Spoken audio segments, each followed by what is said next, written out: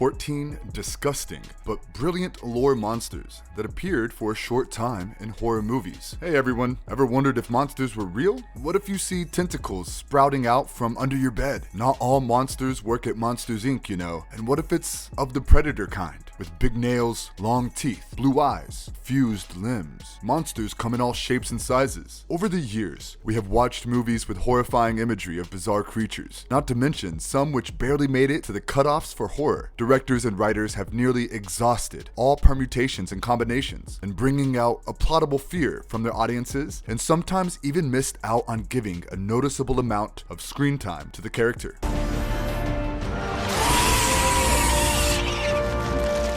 What makes a monster worth a scare is mainly its motive in the film and not just the attire or appearance. And so we do witness complexity in the characters of the monsters. Not all are in search of blood, you know. Some are just pure evil, whereas some want to dominate over other species, which is us. These enduring creatures sometimes manage to steal the show, making audiences eagerly wait for its reappearance. Not always, but at times the audiences are not satisfied with the screen time of these monsters. And so today, we will be talking about 14 disgusting but brilliant lore monsters that appeared for a short time in horror movies. Before we go into our explanation, we have a very small request.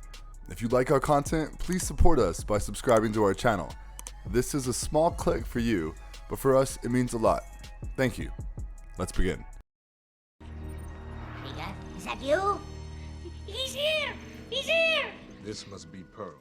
1. Pearl, Blade, 1998. After all these years of story imagery and movies, what do we know about vampires? They are ferocious, charming, have attractive personalities which make teenage girls go crazy. Well, that's not the same for Marvel's ancient obese vampire, Pearl, who appeared in the movie Blade. His strengths and weaknesses are those of any regular vampire, but corpulence and cowardice make him the Achilles heel of the vampire society. Unlike conventional vampires, he settles for devouring children. There isn't much detail about Pearl's origin in Marvel, and his overgrown body leaves the question about him being part of an unidentified vampire race. However, his knowledge about predating history is way superior to Deacon Frost, the primary antagonist of the film, and Gaetano Dragonetti, the leader of the House of Erebus.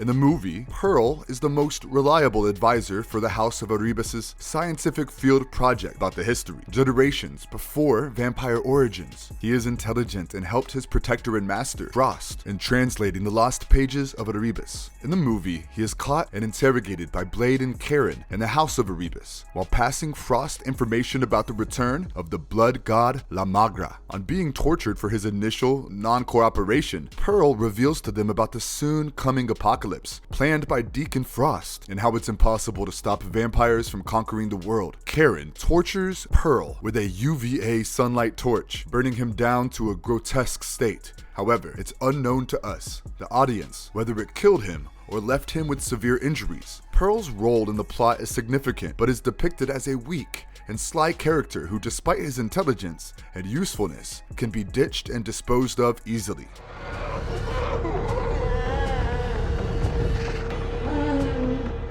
2. Sarah Creature, the Void Monster, 2016. Moving on, next we have a horrifying being. Well, the previous one was horrifying as well, but this one's the real deal. The Sarah Creature, a quadrupedal, zombie-like creature that is covered with several diseases. The 2016 Canadian horror film, The Void, presents this nerve-chilling monster, a true devil, previously known as Sarah Powell. The Sarah Creature is a crucial antagonist in the movie. In the movie, Sarah Powell dies, which her father, Dr. Powell, cannot bear. To bring his daughter back from the dead, the doctor makes a deal with an interdimensional being, but at what cost? She does come back, but as a deformed mutant beast.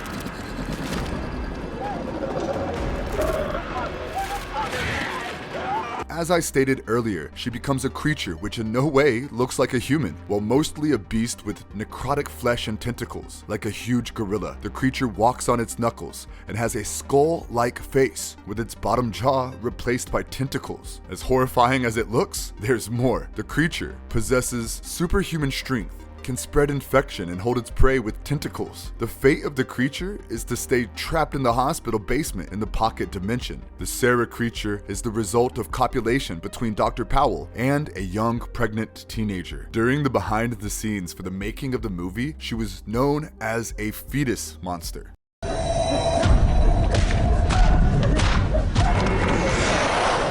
3. Candle Cove, Channel 0, inspired by an online creepypasta horror story. Candle Cove, written by web cartoonist and author Chris Straub. Channel 0, an American horror anthology television series, had their first episode of the same name. Candle Cove, a creepy pirate-themed puppet show series, was only visible to kids at Iron Hill. The thrilling television series Channel 0 is mixed with awesome plot twists. And for those who haven't watched it yet, spoiler alert. In the story, Mike Painter, a child psychologist, returns to his hometown, Iron Hill, in Ohio, to investigate the case of 5 children who went missing and were murdered. One of them was his identical twin, Eddie.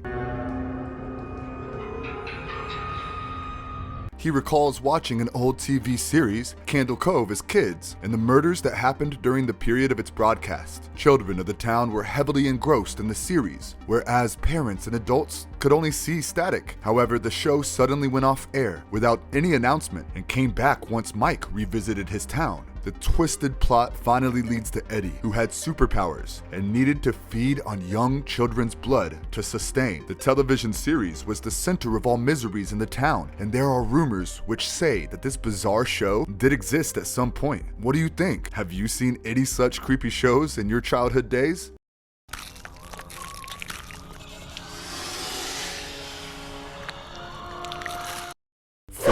Pale Man, Pan's Labyrinth, 2006. Up next, we have a scary monster who puts us in a state of unease because I'm sure you guys have not seen any monster like this one. The Pale Man is a pale, human-like creature that devours upon small children and has a very disturbing appearance with no eyes on his face. Instead, his eyeballs are located in both his palms. Being the potential adversary of the 2006 Spanish dark fantasy drama film Pan's Labyrinth, we see the Pale Man as a terrifying monster. Even though he appeared in only one scene, the horrors of the Pale Man have provided us with plenty nightmares ever since. In the movie, the protagonist Ophelia enters the Pale Man's lair, where she witnesses his still, lifeless body, with the eyeballs placed in a plate as if it were a served meal.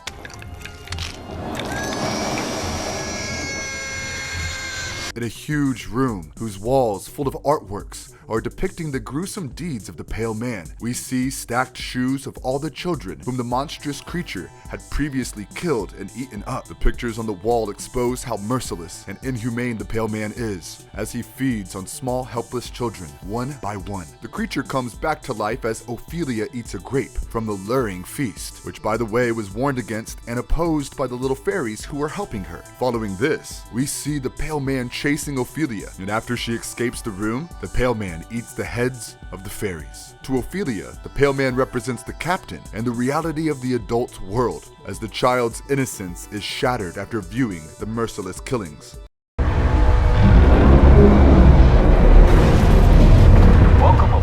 5. Cthulhu Underwater, 2020. And we are here for the last one, the massive one, the one and only Cthulhu. From the 2020 science fiction thriller horror film Underwater, we have this massive giant. Cthulhu first originated in the works of American horror writer H.P. Lovecraft. In his novel, The Call of Cthulhu, the creature is characterized as a hybrid of an octopus and a dragon with a humanoid form. He is introduced as a god and the leader of the Old Ones, a species that came to Earth before humans. According to the mythos, Cthulhu lives under the Earth's crust, and mankind lives in constant fear of him being awakened. In the movie, Cthulhu is a major antagonist, but it has been reinterpreted as a humongous underwater beast with no supernatural powers. As the plot explains, in the ocean full of various organisms, Cthulhu is the alpha among the Zothians.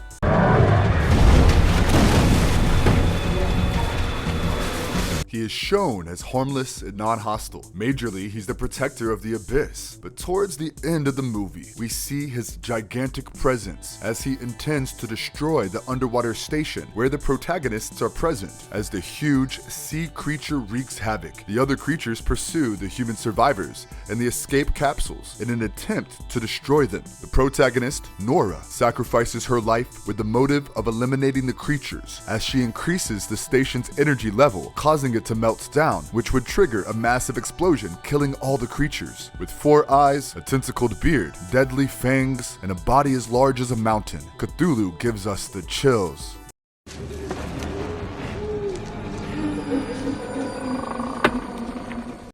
6. Wire Twins. Hellraiser. Inferno, 2000. The Wire Twins, as shown in the 2000 horror sequel, Hellraiser, are sexual predators who used their surreal beauty and their skills of seduction to satisfy their lust. They are twin Cenobites, who are sadomasochists and offer pain and pleasures to all souls in hell. In ancient times, the Wire Twins were human twin sisters who were extremely consumed by their beauty, idolizing each other. They were self-centered and were considered sinners, desiring and desired by many for sexual gratification. They later stumbled into the Labyrinth, where the Leviathan expanded their minds and warped them into Cenobites so that they enjoy flesh and torture for eternity. The Wire Twins wore revealing Cenobite attires and had their stomachs held open by wires. Gruesome, isn't it? The term Wire Twins fit for the wire outgrowths from their body and bald head. Tongues are long, black, and snake-like, which they used for their oral seductive skills. They both have symbols carved on their heads, one with a sickle and 2 dots, and the other with a bigger sickle and a line through it. In the movie, a corrupted Denver police indulging in drugs and infidelity named Joseph Thorne experiences hallucinations when he gets seduced by the Wire Twins creeping out from a vent in the wall. The scene is equally horrific and erotic, where the sisters slide their hands inside Thorne's skin, caressing him and smudging the blood all over his chest and abdomen. Thorne is shown to be terrified, but also enjoys the pleasure, thereby verifying how skilled the duo was. Directed by Scott Derrickson, the Wire Twins scene from the movie Hellraiser Inferno is a pretty messed up scene, or is it not?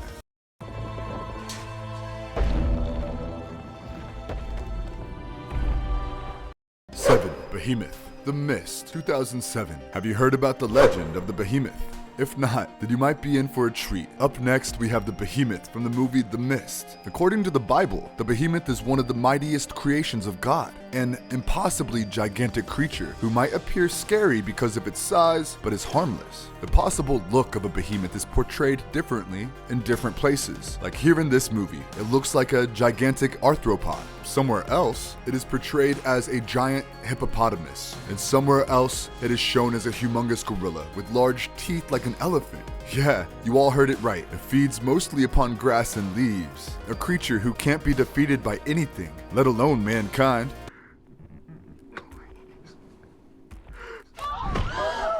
Only its creator, that is God himself, can kill it. As stated in the Bible, Job 40:18, the mighty animal's bones are tubes of bronze, his limbs like bars of iron. It is considered to be the strongest creature ever, and its one single roar can keep all the animal life in check, preventing them from being hostile towards each other. As seen in the movie The Mist, the Behemoth is one of the creatures that appeared due to the mist. A 6-legged, insect-like, impossibly tall creature that it is. It stimulates a chill through the spine as we see it in the film. A non-hostile creature is only considered a threat due to its lack of noticeability of the tiny things beneath it, as it can step on to crush anything to death. It appears in the movie when David and his group escape from the grocery store and drive past the road that the humongous creature was crossing.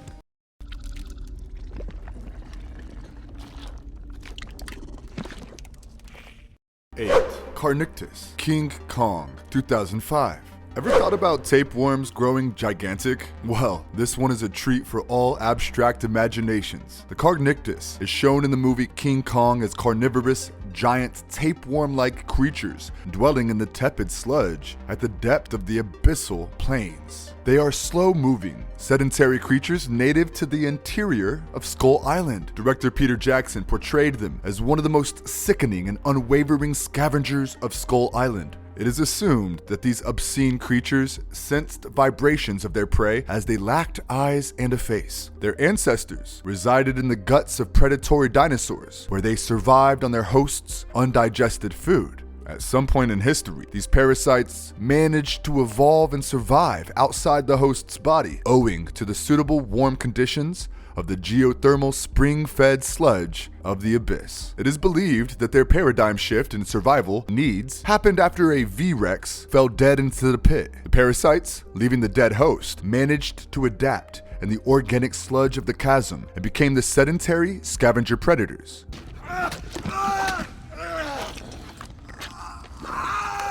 These horrific creatures were restricted to certain sinkholes with suitable environments, but their eggs could survive decades in their dormant state, waiting for favorable conditions to hatch and spread. In the movie, they are confined to a scene where a human crew falls into the abyss, along with various other enlarged and vicious arachnids and arthropods like the arachnoclaw. The Carnictis also managed to grab a share of the prey. Lumpy, a member of the unfortunate crew, was the first one to be attacked by these repulsive creatures. He fought bravely and seemed pretty relentless initially, but later could not escape their wrath. After slicing off at least 2 of the hideous Carnictis heads with his machete, Lumpy could not manage another one swallowing his leg and finally gave up, only to be devoured and swallowed by the Carnictis.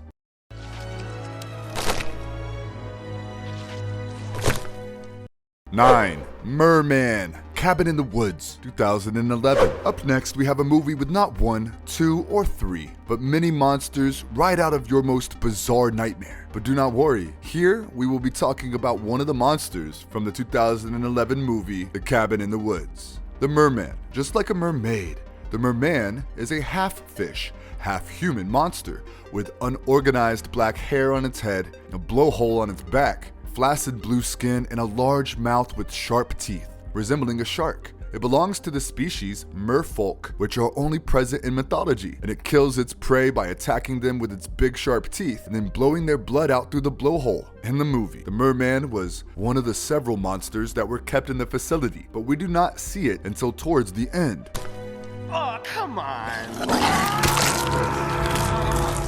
Never having witnessed the Merman before, engineer Steve Hadley put a bet on it, as he was curious about the monster's appearance, power, and everything else. Despite being all-powerful in water, even with their ability to survive on land, the monster is massively slow, heavy, and bulky on land, which makes them ineffective at attacking. They can only succeed at killing incapacitated victims. Presumably, the Merman was summoned to target and kill the victims swimming in the waters, where this beast is lethal. Spoiler alert if you haven't watched the movie yet. But in the ending sequence, we get to witness the monstrous appearance of the Merman, where it kills the injured Steve Hadley when there was a breach in the facility's control room, which is an iconic scene in the movie.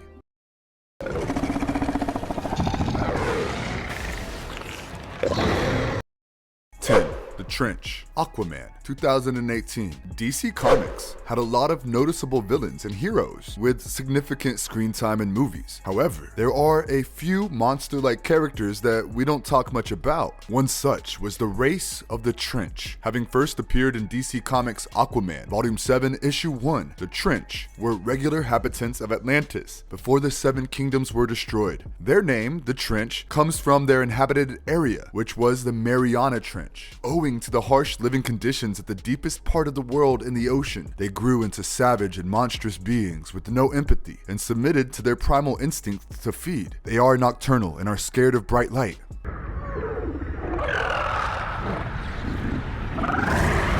Compared to other Atlanteans, they are more durable and fought without weapons. In the movie Aquaman, Arthur Curry and Mera encountered the Trench during their journey through the Mariana Trench in search of Atlan's trident. Since they attacked in massive herds, Arthur and Mera had to flee and outrun them, which they barely managed, and escaped to the hidden sea. As individuals, they went a few rounds with two of the strongest Atlanteans, Mera and Arthur, which reveals that they are pretty powerful predators, their main advantage being their numbers. There were thousands of these creatures chasing the two Atlanteans, leaving them no choice but to escape. It can be assumed that Atlanta, Arthur's mother and the Queen of Atlantis, also managed to survive the trench by escaping through their one-way portal to the hidden sea. The trench, despite being barbaric, fought alongside Arthur, aka Aquaman, against Orm Marius, aka Ocean Master, and his army after he claimed Atlan's trident.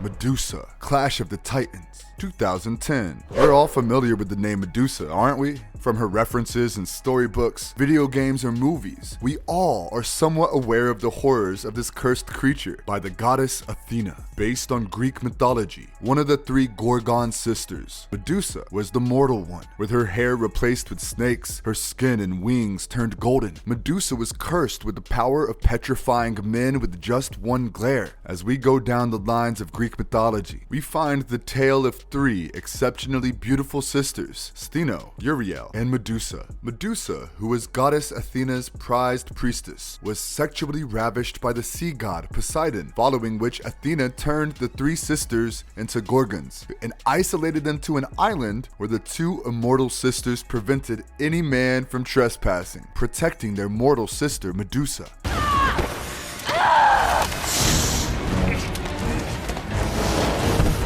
Medusa stayed confined in the abandoned temple in the heart of the island. In the 2010 remake of the movie Clash of Titans, we see Perseus and his companions travel to the lair of Medusa in the underworld, as he was instructed by the Stygian witches that they must visit Medusa's lair if they intend to defeat and kill the Kraken. In their journey, they finally encountered the legendary Medusa, who in the movie was played by Natalia Vodianova. With the help of amazing CGI, Medusa was vividly portrayed as a skilled archer with the body of half a human and half snake. As Perseus and his companions enter the lair, they are chased by the horrifying Medusa. Ixis, Eusebius, and Draco ended up as stone statues as they were glared at by Medusa. Sheikh Soliman, on the other hand, sacrificed his life, intending to damage and explode Medusa. In the climax of the scene, we see Perseus using his wit as he spots Medusa with the help of a mirror shield and finally beheads her with his sword dagger, and her body burns as it gradually falls into the lava.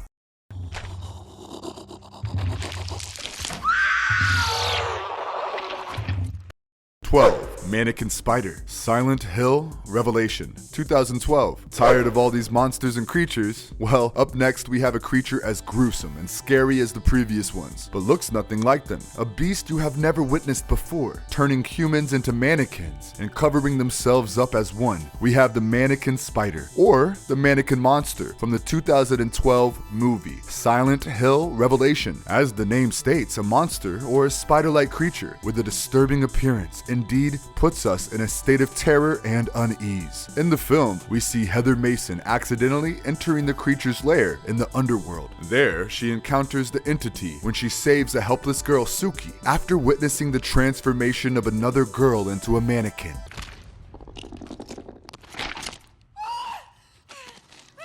The creature then caresses the recently turned mannequin's breast and then rips off its head, making it a part of the creature's hand. It surprisingly attacks and traps only female victims on its web, and we will soon be revealing why. Now coming back to the movie. As Heather and Suki try to escape the lair, the freaking monster horrifyingly chases them, trapping them behind a rack, where it reveals its disturbing face by splitting the mannequin mask vertically. Heather and Suki somehow evade the danger and are about to escape the lair by disappearing through a vent, when suddenly the mannequin spider grabs Suki and drags her back to its lair, probably killing her afterwards.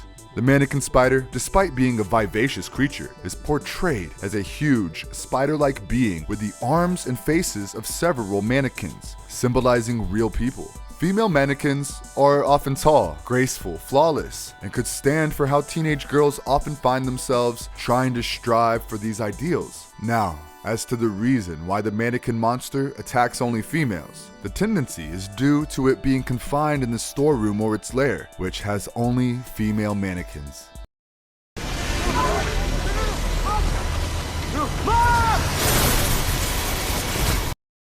13. Wife and Son Monster. Color Out of Space. 2019. How many times have we seen evil alien forces attacking our planet? More than enough? Ever guessed how messed up and horrifying it can be? Are you of the belief that you have seen all possible permutations of catastrophes an alien force can inflict? Well, in that case, you need to check out the movie Color Out of Space, where you will see the wife and son monster, which is a bizarre creation of the color. In the movie, the gardener, Nathan, along with his wife and children living on his father's farm, experienced the wrath of a meteorite with an extraterrestrial force or entity called the Color, crash landing in their estate. The entity altered the flora and fauna in and around the farm, and also got their car and internet to malfunction. Nathan's wife, Teresa, and their youngest child, Jack, get struck by the Color's violet aura and get fused into a deranged mass.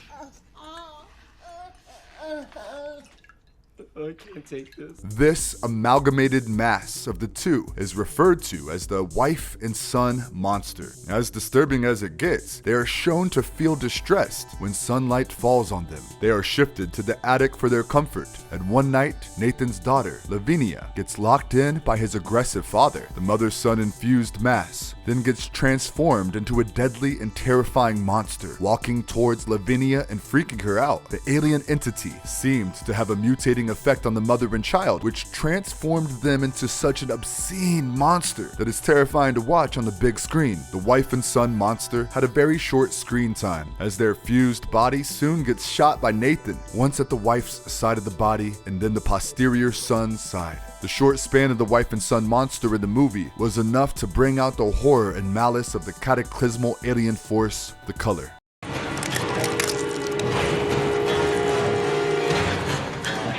14. The Engineer. Hellraiser can undoubtedly be considered one of those horror film series with a noticeable amount of messed up and deformed evil creatures and characters, each having a dark origin story and gruesome appearance. One such dreadful and disfigured creature is the Engineer. The Engineer, making its first appearance, is the only one of its kind who seemed to be made up of scales and human skin and had blazing cat-like eyes with hands like appendages and a scorpion-like tail. The species hung upside down from its rear limbs from the Labyrinth walls. So, what's its origin? The Engineer is believed to have existed in its human form millions of years ago, even before the Cenobites, and can be assumed to be the first one to open the gates of hell.